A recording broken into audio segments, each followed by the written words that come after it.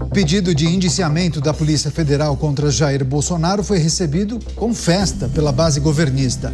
Pelas redes sociais, vários integrantes do PT e também de partidos aliados defenderam a prisão do ex-presidente. Alguns deles, como André Janones e o senador Humberto Costa, chegaram a fazer uma contagem regressiva. Já Gleisi Hoffmann afirmou que o ex-mandatário responderá ainda por outros crimes que teria cometido contra o país.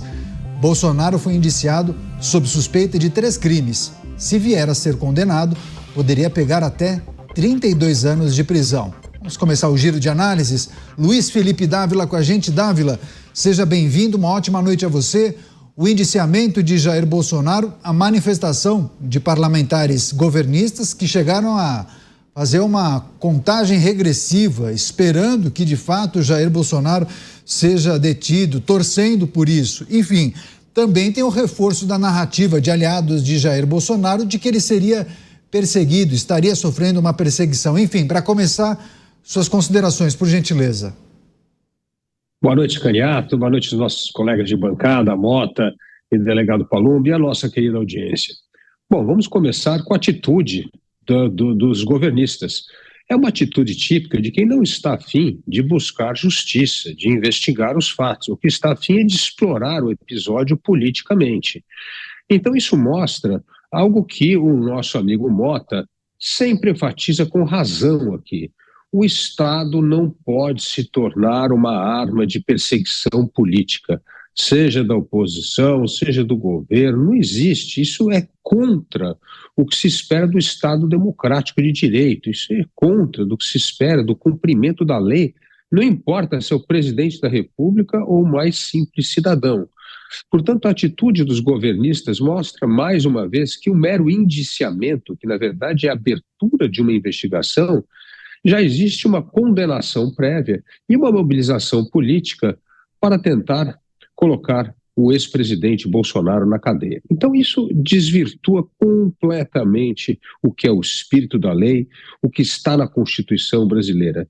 E esse desrespeito do governo com a lei, com a Constituição, com o Estado Democrático de Direito é muito preocupante, porque se você começa a usar o Estado para perseguir adversários políticos, o que acontece é que você coloca em descrédito todas as instituições. Não dá para acreditar na justiça, no juiz, não dá para acreditar no Congresso e nem no governo.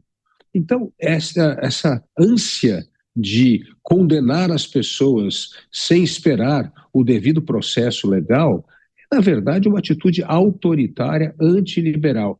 E é tudo o que o Brasil não precisa. Até o momento, o governo petista não fez um único gesto para acabar a polarização. Pelo contrário, é um governo que fomenta a polarização todo o tempo desde o dia que assumiu o poder. E isso é muito ruim. O Brasil precisa voltar a uma certa normalidade democrática, uma normalidade onde os adversários se respeitam.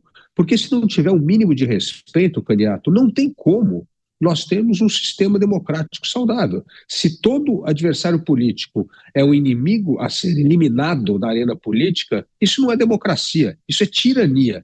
Então, espero que essa atitude lamentável dos governistas não contamine a condução do inquérito, porque isso seria algo muito negativo para o país. Sem dúvida. A gente vai trazer também o Roberto Mota com a gente ao vivo. Mota, seja bem-vindo. Uma ótima noite a você. Várias repercussões após a divulgação do indiciamento do ex-presidente Jair Bolsonaro. Trouxe a informação há pouco. Parlamentares da base governista chegaram a comemorar, fazer uma espécie de contagem pelas redes sociais de uma detenção que eles acreditam que irá acontecer em breve. Enfim, diante dessa postura desses congressistas, fica parecendo que, na verdade, tem uma torcida para tirar Jair Bolsonaro do jogo político, né? É o que parece, Caniato. Mesmo sendo de esquerda, o sujeito tem que ser ignorante em política para achar uma boa ideia prender Jair Bolsonaro. Boa noite para você, Caniato, boa noite aos meus colegas, boa noite à nossa audiência. É lógico que se o sujeito é de esquerda, ele já é naturalmente semi-analfabeto em política. Mesmo assim, se a capacidade de raciocinar dessas pessoas for muito pouca, basta olhar para o nosso vizinho do norte. Observem o que está acontecendo nos Estados Unidos agora. Todo o aparato judicial armado contra Donald Trump e os seus apoiadores está virando poeira. Muito provavelmente, Donald Trump será eleito presidente da República dos Estados Unidos em outubro.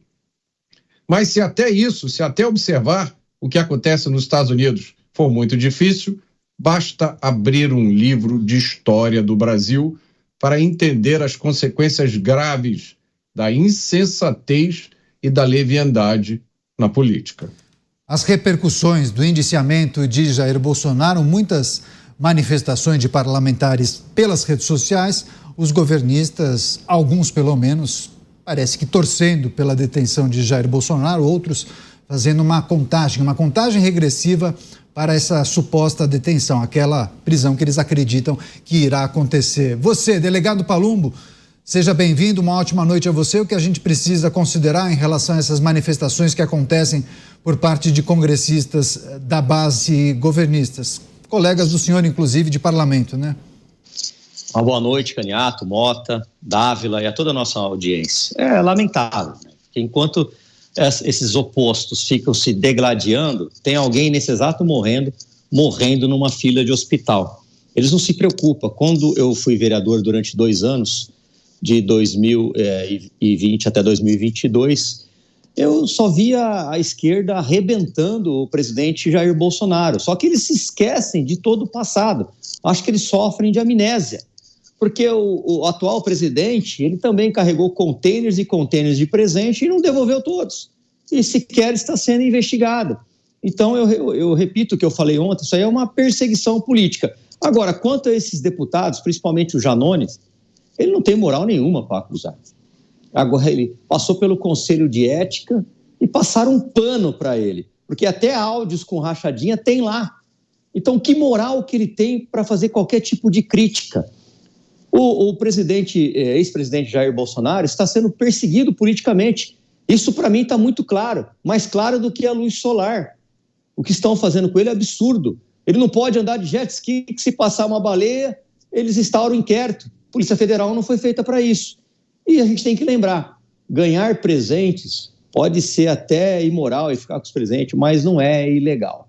Então, o que estão fazendo, na minha opinião, é uma perseguição política com ele.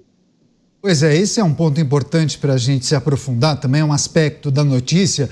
Luiz Felipe Dávila, eu acho que ontem ou anteontem, você chegou a comentar sobre, muitas vezes, o uso do aparato estatal para perseguir figuras. E isso não se restringe ao Brasil, talvez tenha acontecido em muitas outras nações e serve, inclusive, de cases para que a gente acabe enriquecendo esse debate. Os filhos de Jair Bolsonaro fizeram publicações nas redes sociais expressando essa situação, dizendo de forma explícita que o pai estaria sofrendo perseguição. Essa é uma tese defendida por muitos, viu, Dávila? Agora, de que figuras estariam sendo perseguidas por outras lideranças, mas sempre com o aparato estatal. Enfim, além dessa tese de perseguição, muitos falam em falta de isonomia, sobretudo no que tange o regramento para presidentes da República. Se a gente voltar um pouco no passado, nós vimos presidentes que acabaram gozando do benefício de poder levar presentes para suas residências privadas. Enfim, é algo que a gente precisa refletir também. É isso mesmo, Caniato. Nesse momento da polarização política, não existe a serenidade que precisa para fazer a lei cumprir. Porque tem que se julgar as pessoas de acordo com a lei do país. Se não tem uma lei regrando a questão dos presentes, então como é que vai se condenar uma pessoa? Porque vendeu o presente? Não é assim que funciona. Precisa ter uma lei clara. Você precisa ser julgado de acordo com a lei do país. O que eu acho é que um evento desse, que tem um longo histórico não só do presidente Jair Bolsonaro, como do presidente Lula, inclusive, no passado, com esses containers bem mencionados pelo Palumbo, o que isso traz? Acho que é preciso ter um regramento sobre essa história dos presentes e, como eu já sugeri aqui, acho que deveria ter um teto no valor de $1.000. Por que $1.000? Porque $1.000 é o que a Receita Federal isenta de se pagar imposto. Portanto, deve ser um critério. Não é um critério que serve para todo cidadão? Se você viaja, compra alguma coisa, até $1.000 não paga imposto, deve ser a mesma coisa para o presidente da República com o presente. Então, se não existe um regramento jurídico, você condena em baseado em quê? Então, é muito ruim quando há essa perseguição política, porque não é só com o presidente Bolsonaro. São mudanças importantes que vêm acontecendo, inclusive com a classe empresarial. A mudança do CARF foi um absurdo. Tal. A história é que agora, se empata um voto no CARF, quem ganha é a União. Isso é contra o princípio basilar do direito, que no caso do empate é pró-réu, não a favor da União. Então é um negócio inacreditável o que está acontecendo no Brasil. Outra decisão no Supremo Tribunal Federal de cobrar um imposto retroativo, a contribuição social sobre o lucro líquido, quando não, o entendimento do Supremo é que não precisava pagar, depois agora tem que pagar e vai recobrar de forma retroativa desde 2007. Onde já se viu isso em qualquer país sério, civilizado, que respeita o Estado de Direito? Então, o que vem acontecendo não é só o episódio envolvendo o ex-presidente Jair Bolsonaro, estão envolvendo o cidadão brasileiro. É uma insegurança jurídica o tempo inteiro, revisão de contratos sem critério.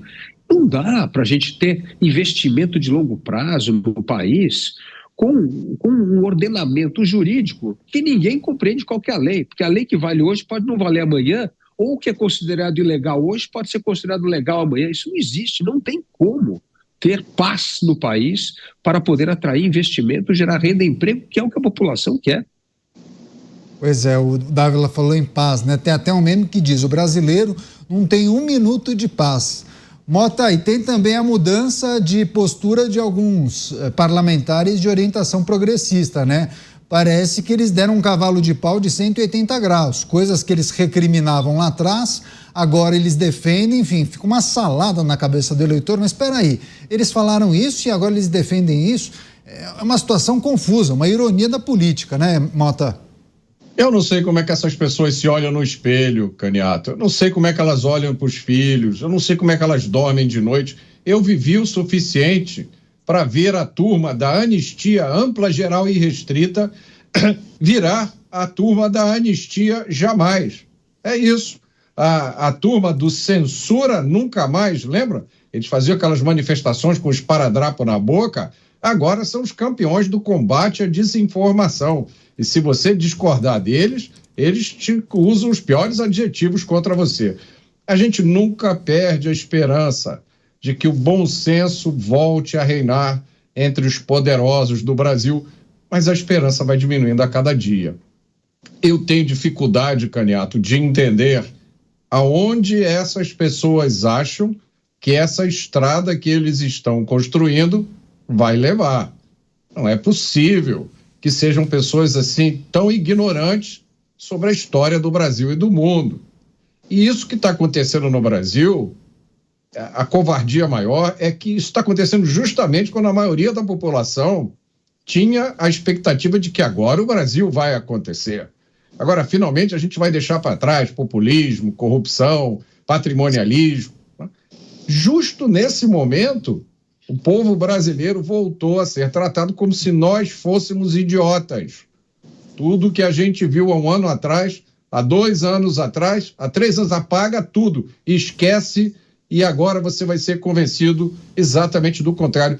Isso é como se os nossos valores, como se as nossas escolhas, como se os nossos direitos não valessem nada. Como se alguém que ocupa um cargo de poder no Brasil pudesse fazer qualquer coisa, o que der na telha, impunemente. Como, Caniato, se a vida de um bandido fosse mais importante do que a vida de um cidadão de bem, do que a vida de um policial. A gente noticia todo dia coisas que significam isso. É como, Caniato, se a gente pedisse picanha e recebesse um pé de frango ou um pescoço de galinha. É como se 50 milhões de votos fossem poeira no vento. Eu não tenho a mínima ideia do que se passa na cabeça dessas pessoas. Pois é, delegado Palumbo, só para fechar esse giro de análises, o senhor está lá no parlamento, né, no Congresso Nacional, e se depara com parlamentares que lá atrás defendiam uma coisa e agora mudam completamente as posições, o que causa estranhamento, para falar o mínimo, né? Fico imaginando o senhor no meio daquela situação. A falsidade impera ali, a hipocrisia impera ali, a falta de caráter impera ali. Dos 568 presentes que o atual presidente recebeu, ele só devolveu 9. E não tem mais nem um pedido mínimo de investigação, não tem nada. E contra o Bolsonaro, daqui a pouco eles estão pressionando, já estão pressionando para se pedir a prisão. Não se tem motivo nenhum para pedir a prisão e, na minha opinião, sequer para fazer o indiciamento. O atual governo que venceu com o slogan "O amor venceu", a gente só vê ódio o tempo todo. É o tempo todo culpando o ex-presidente e não se preocupa com o que está acontecendo no Brasil. Durante mais de um ano, culparam as queimadas que estão acontecendo na Amazônia do antigo presidente. Agora eles não têm mais como culpar, porque está todo mundo enxergando. O governo mudou. Ele tem que fazer o Brasil crescer. Ele tem que fazer o Brasil prosperar. Ele tem que arrumar a economia, diminuir gastos. Mas não. Parece que a única missão, principalmente desses congressistas, são perseguir o ex-presidente. Enquanto isso, o povo aí fica à míngua, sem nada, como o Mota falou, comendo pé de galinha. Tem um complemento, uma informação adicional, porque após pedir o indiciamento de Jair Bolsonaro e aliados no caso da suposta venda de presentes presidenciais, a Polícia Federal prepara novas ofensivas contra o ex-presidente.